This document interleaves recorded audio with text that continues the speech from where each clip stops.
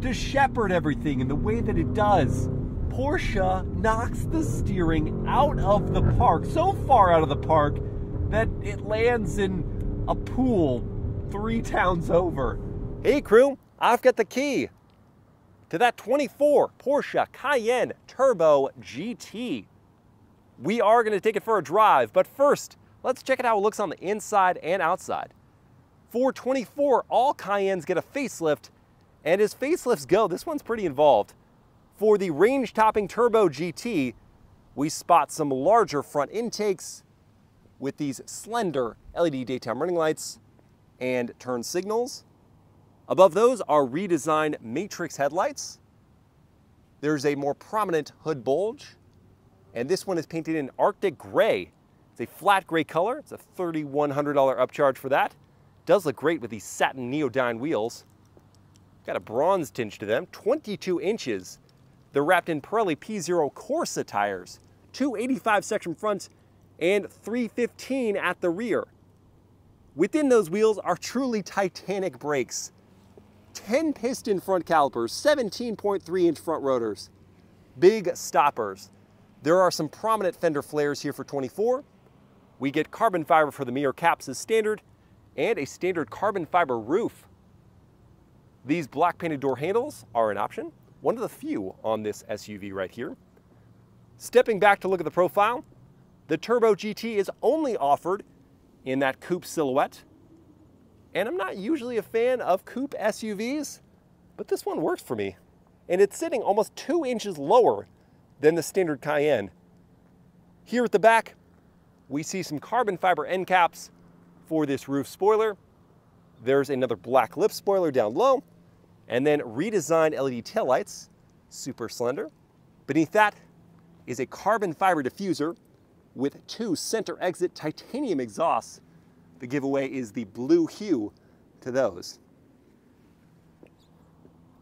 The Turbo GT looks more like a slightly lifted hot hatchback, but a super, super hot hatchback than an SUV, and that strikes my fancy.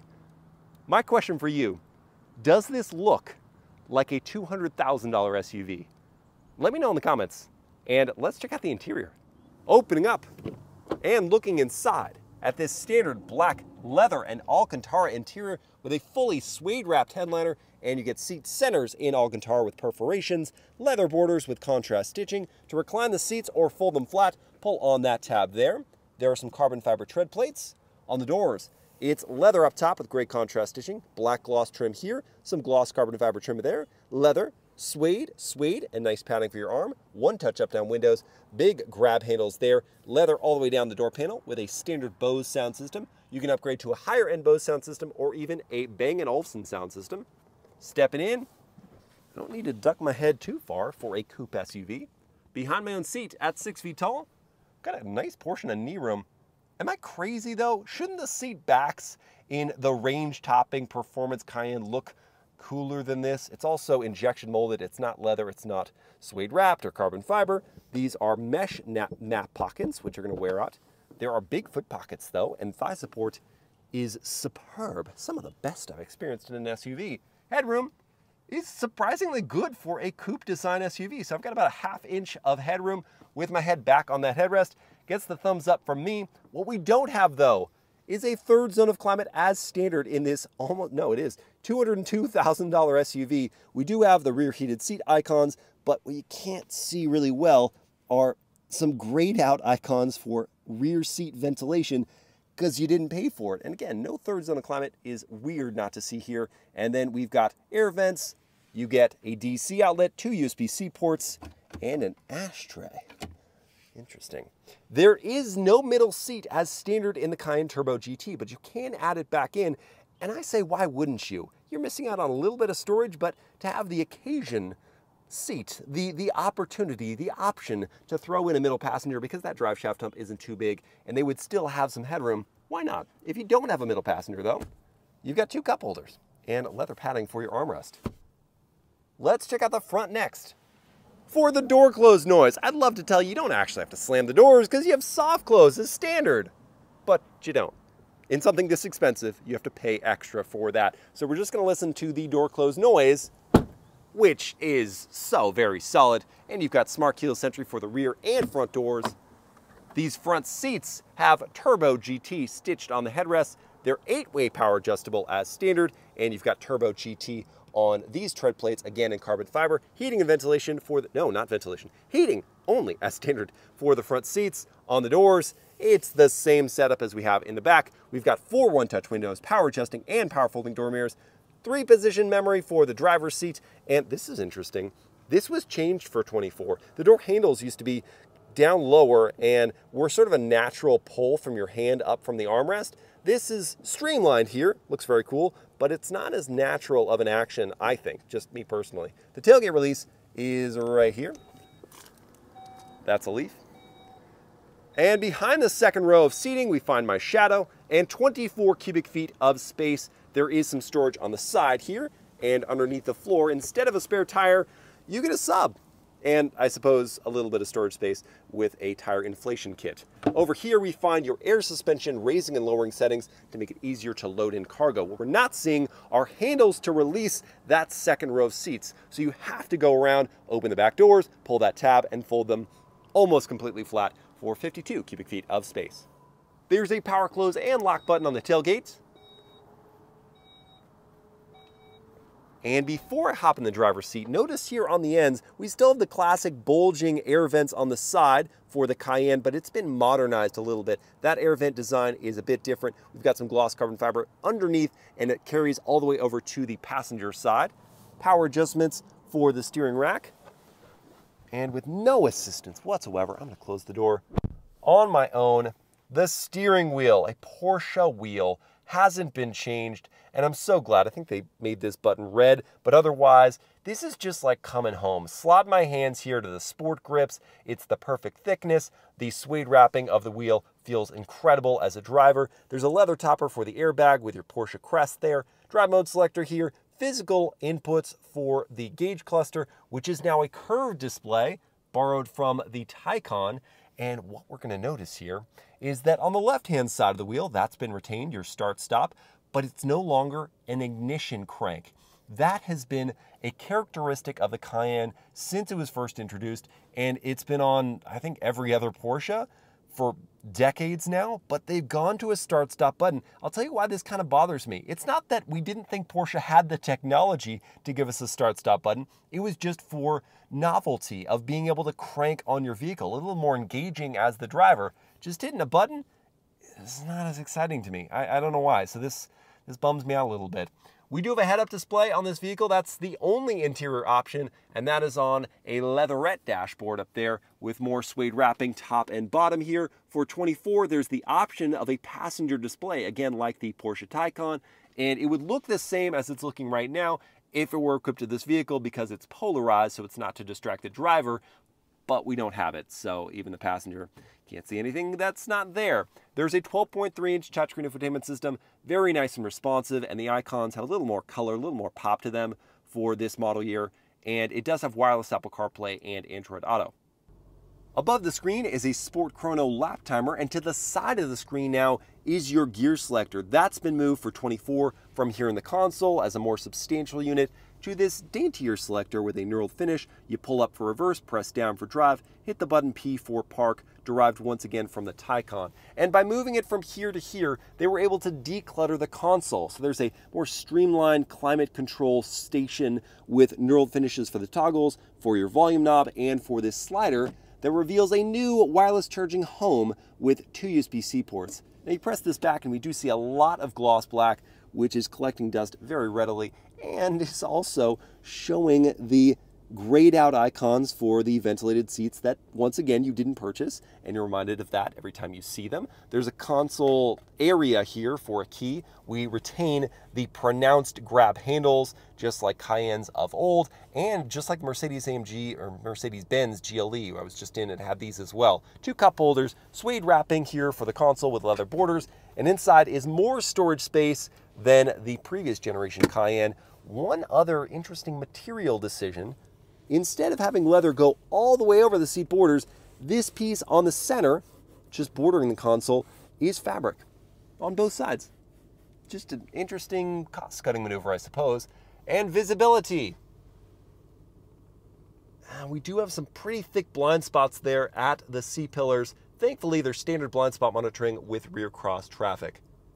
The Turbo GT's cabin, it's got the sporty stuff. It's got the Alcantara. It's got the lap timer. It's got the carbon fiber bits. But it doesn't have a lot of other flourishes. It seems pretty serious. But we should go see what it's serious about, and that is performance.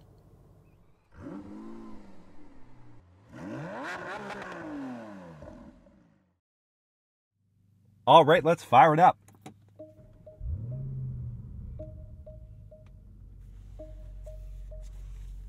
Modesty from the V8 on startup. You're not going to upset any neighbors when you fire on this SUV. Hello, cabin crew. Thank you for joining me for this drive in the Cayenne Turbo GT. And no, you're not crazy. I was wearing different clothes when I filmed the exterior and interior, but then I started feeling terrible, and so I laid down and woke up like a day later. So here we are now, barely alive. We are going to select our drive mode with the dial here and begin in normal mode. And then reverse is up with the dash mounted gear selector. That brings up a medium resolution backup camera. We do have trajectory lines and some parking sensors. No surround view camera. Again, a thing I feel like should be standard on a near $200,000 SUV. But here we are, backing on up. Moving down into drive. And beginning with a turning radius test. Straightened up, wheel cranked. Oh, that is a fantastic turning radius, thanks to the rear wheel steering system. Turn signal sound now. Delicate. Gentle. I like it. And the world famous horn test. Ooh. Can a horn sound be refined? Because if it can, then it's this one. Powertrain in the Cayenne Turbo GT.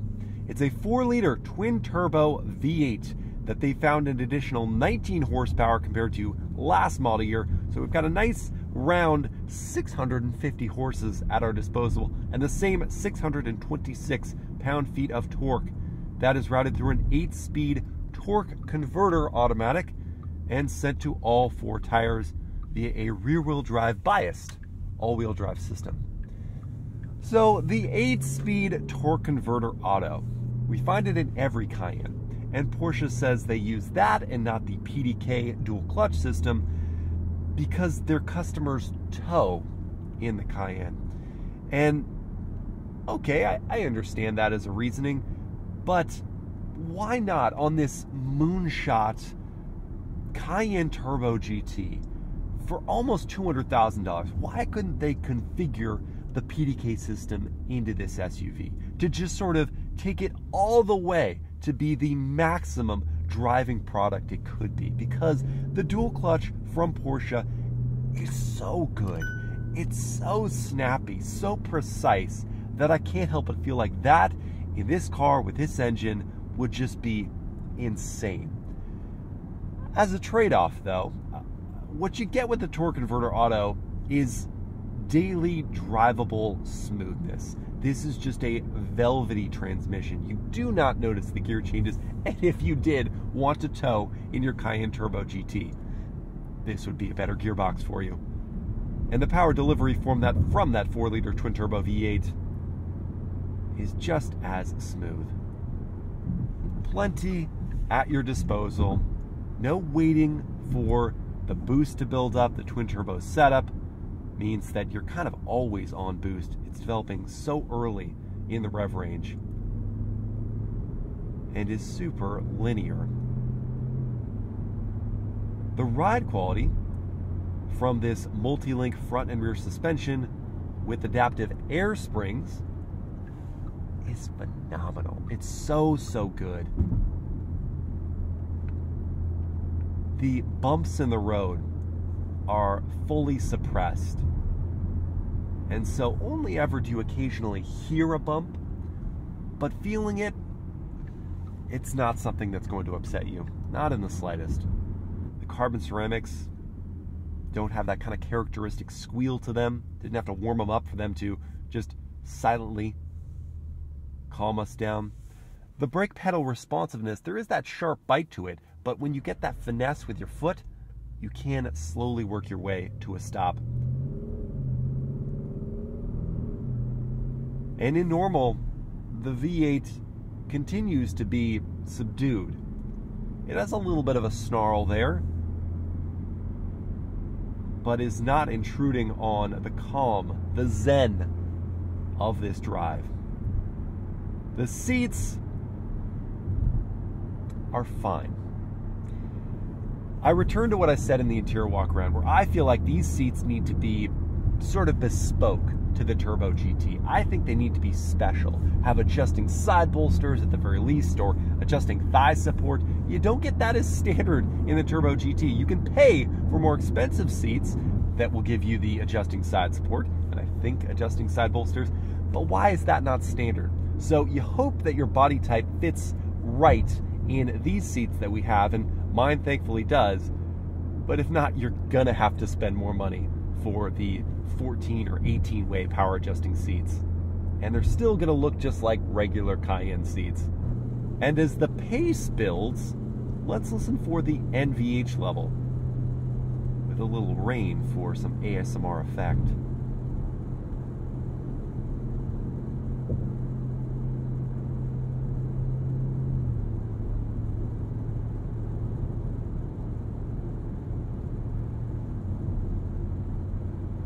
This is a very well insulated cabin. Wind, tire, and road noise are all present, but all subdued.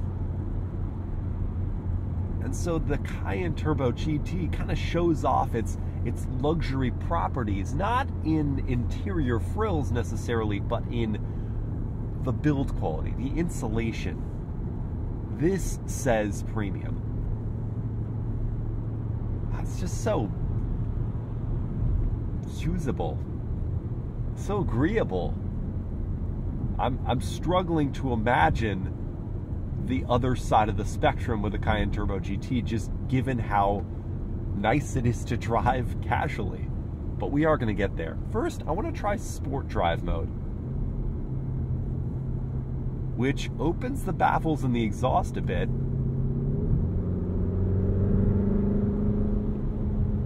Letting us hear more from that V8, and it peps up the throttle response.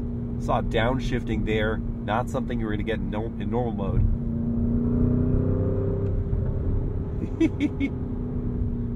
There's a little pep, and we don't actually have to go all the way into Sport Drive mode to get some push-to-pass power as needed. I could be in normal, and then if a passing opportunity presents itself, just hit the red button. And you've got 20 seconds of all the motivation you're gonna need. Oh, the snarls. Ooh, I like that. Now that I've taken a peek inside Pandora's box, I want the full view. So let's go into the Sport Plus drive mode and unleash the fury. Oh! Holy cow! The velocity is wild!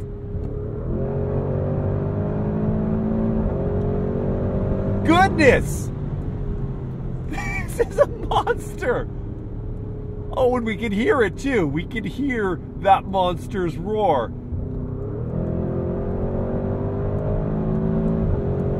What a transformation from just a second ago, casually putzing around, to this? This is wild.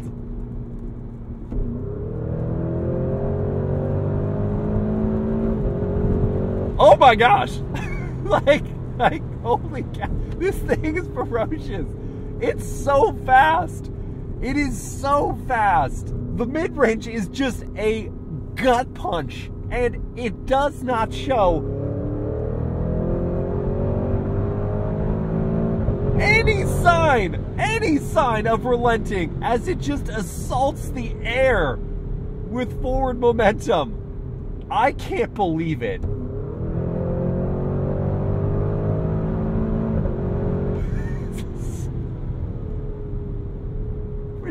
ridiculous. Should we try out manual mode?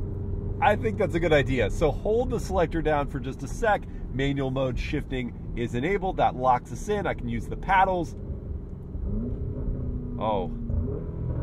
Oh, the rumbles. Oh. The haste of these shifts. Do I owe Porsche an apology? I thought this has to have the PDK or it's not gonna be up to task, but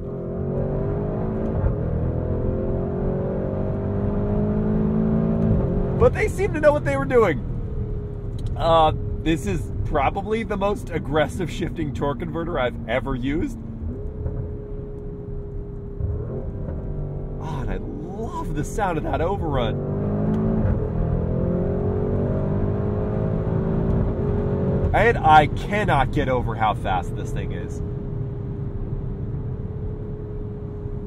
Such a 180.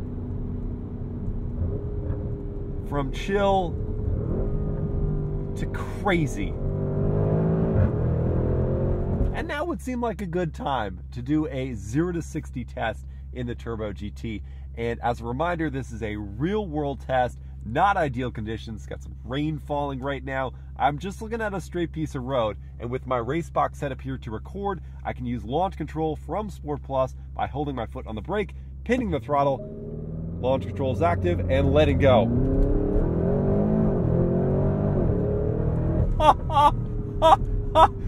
3 seconds to 60. 3 seconds to 60. That's quicker than Porsche's own estimate of 3.1 seconds. Real world, come on. Sickness be darned. The Turbo GT has put some life back in my bones, and I intend to use it on a good road. Oh my goodness. What an animal. It just attacks corners. Fully in control of itself. The carbon ceramic brakes shrug off near 5,000 pounds like it's nothing, even on a downhill. And this E limited slip differential at the back just slingshots you out of corners, distributing that power to the outside tire. Then there's the rear wheel steering system, which makes the Turbo GT feel so much smaller, so much more nimble than its dimensions would suggest, while acknowledging that it's an odd sensation, like the rear end is catching up to the front. It's more pronounced than some other rear wheel steering systems I've experienced in performance SUVs. But, I mean, you can't argue with the results. Also coming into play are these active anti-roll bars, which cut lean from the body, as if the center of gravity was so much lower than it actually is. As if this were a sedan, not an SUV. And all of these things would be like an all-star team without a coach, if not for the steering, to knit everything together, to shepherd everything in the way that it does. Porsche knocks the steering out of the park, so far out of the park that it lands in a pool 3 towns over. Their version of electrically assisted power steering isn't just quick, it's not just accurate, it's weighted appropriately to telegraph grip limits and yaw like an instruction manual for drivers, so I know exactly what to do mid-corner because the steering tells me what to do. I need more power because I've got more grip. This is something that so many performance manufacturers struggle with, and Porsche just has the answer. And that knits the Cayenne Turbo GT together for a truly winning package. And that's going to lead me into my miles per hour word of the day, which for the 24 Porsche Cayenne Turbo GT is precise, meaning exactly or sharply defined. And I'm talking about all of the elements of performance for the Turbo GT. They've all been honed or refined to elicit a very particular response. And that sounds very sterile or boring, but it's actually quite emotive as a result. I bond with this SUV because it does exactly what I ask and expect it to do. It is not just a better driving SUV, it's a more rewarding to drive one. Before we launch into pricing and competition, let's review top speed and fuel economy. Top speed for the Turbo GT is 189 miles per hour, and the fuel economy is 14 mpg in the city, 19 on the highway, and 16 combined. The starting price for the Turbo GT is just under $198,000, and this one, as tested, is around 203 grand. And if you think that's expensive, then hold on to your hats and glasses, folks, because the competitors are more. We've got the Lamborghini Urus Performante, which shares the platform and engine with the Cayenne Turbo GT, but starts at $265,000 while making 657 horsepower. It gets to 60 in 2.9 seconds, has a top speed of 190 miles per hour and fuel economy of just 13 combined. There's also the Aston Martin DBX 707, which starts at $245,000, makes 697 horsepower, gets to 60 in 3.2 seconds, has a top speed of 193 miles per hour, and fuel economy of somehow 17 combined. And you may notice I didn't mention one other ultra high performance SUV thing. They want to call it not an SUV, whatever, it's an SUV. The Ferrari ProSang. I left it out for two reasons. One, it's double the starting price of the Cayenne Turbo GT. And two, haven't driven it yet. So I can't really speak to how it would stack up beyond just looking at it on the outside. The Cayenne Turbo GT, I'm not really going to tease this out too much. It is the best driving performance SUV I have ever had the pleasure to operate. And not just when driven aggressively, where it thrives, but even casually. It's so enjoyable day in and day out, more so than the Urus Performante, more so than the DBX 707, both of which are just excellent performance SUVs.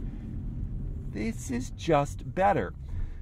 That doesn't mean, though, that it's the right answer for everyone. If you want something with that aesthetic wow factor, then both the Urus Performante and DBX 707 have that more so than this. The interior of this is so serious, it's so purposeful, and those two are a little more of a flourish, a little more of a special occasion. So if that matters to you, you'll want to spend the extra money for those. But if the drive is paramount to you, you will not do any better than the Cayenne Turbo GT.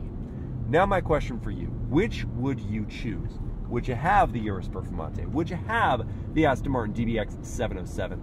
Or would you get the Cayenne Turbo GT? Please let me know in the comments, and I hope you've enjoyed this POV drive review. If you did, please like, comment, and share it. Subscribe to the channel, hit that bell to get notified, and I will see you again next time.